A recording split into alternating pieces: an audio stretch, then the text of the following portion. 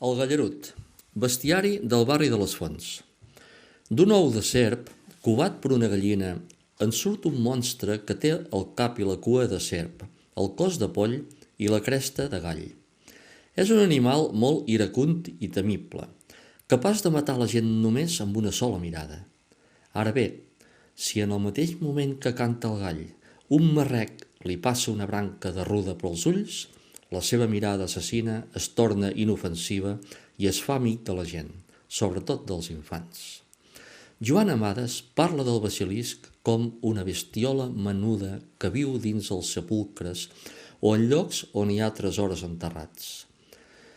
El basilisc neix del baf de l'or, que segons la creença popular és un metall que ja porta els gens d'aquest animaló. La mirada del basilisc és mortal, però també pot morir ell mateix si és vist i reconegut per una persona abans que reaccioni. La manera de matar-lo és portant un mirall molt gran i així que s'obre la tomba, el basilisc es mata ell mateix a través de la seva imatge reflectida. Aquest animal sembla inventat pel mateix poble per protegir les sepultures de ser violades. Es creu també que els galls poden pondre ous com les gallines. Són de mida més petita i de color verd, vermell o blau. Si aquests ous es tiren al foc, en neix un basilisc, fabulari d'Amades, Jan, Grau i Martí. En tot aquest rerefons de caràcter mitològic, el 7 d'abril de 1996, en el marc de la Festa del Roser del barri de les Fonts, s'estrenava el Ball del Gallarut.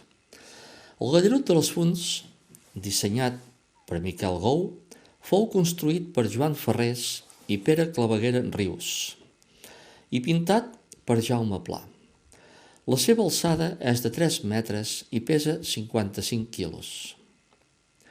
A partir de la idea dels veïns de les Fonts, el grup de recerca folclòrica de la Garrotxa del Cercle Folclòric i Cultural Marboleny de les Preses fou qui realitzà el guió argumental del ball i la coreografia. La música i la instrumentació per a cobla són originals d'Agustí Pedrico.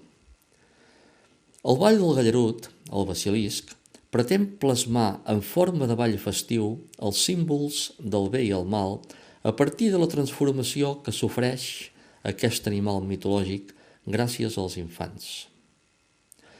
El gallarut, acompanyat d'un grup d'infants del barri que el faran tornar bo, surt cada diumenge de Pasqua a Florida i constitueix la comparsa folclòrica de la Festa del Roser del barri de les Fonts d'Olot.